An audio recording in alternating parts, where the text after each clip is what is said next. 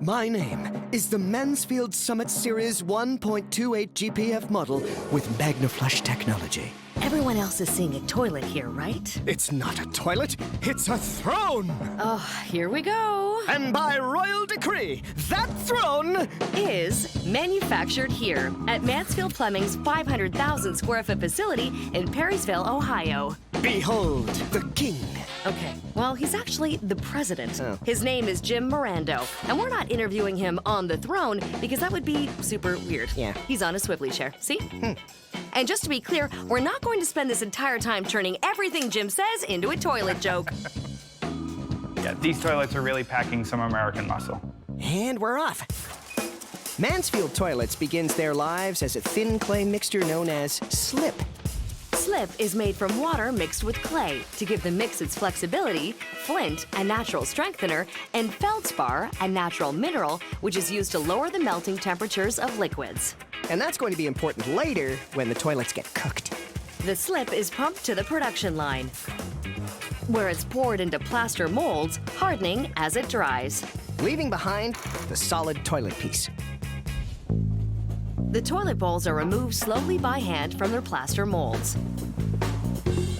You have to be very, very strong to handle a 70-pound piece and also be very gentle so you don't distort it in any way.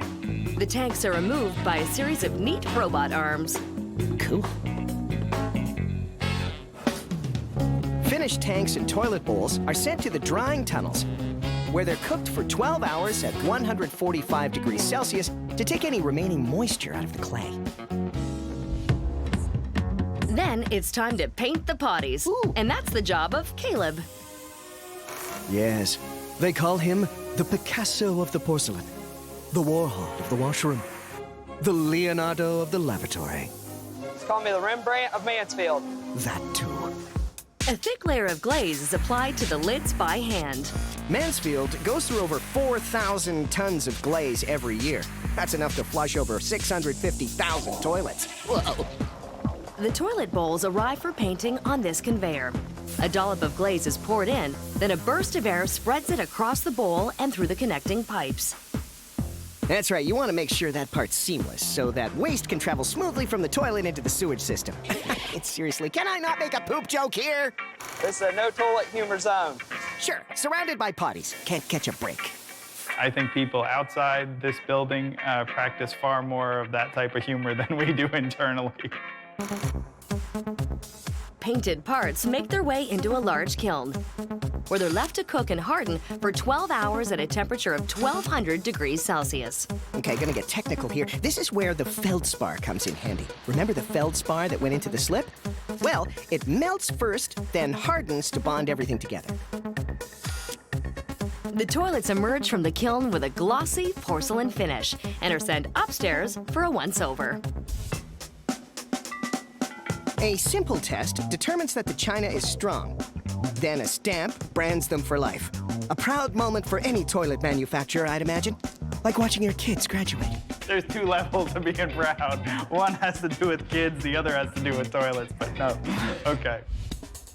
Flush components are added by hand, because at Mansfield, flushing is serious business. Based on how efficiently they're designed today, you can probably get rid of your plunger. Lovely. And with that charming image seared into our brains, we can proceed to packaging.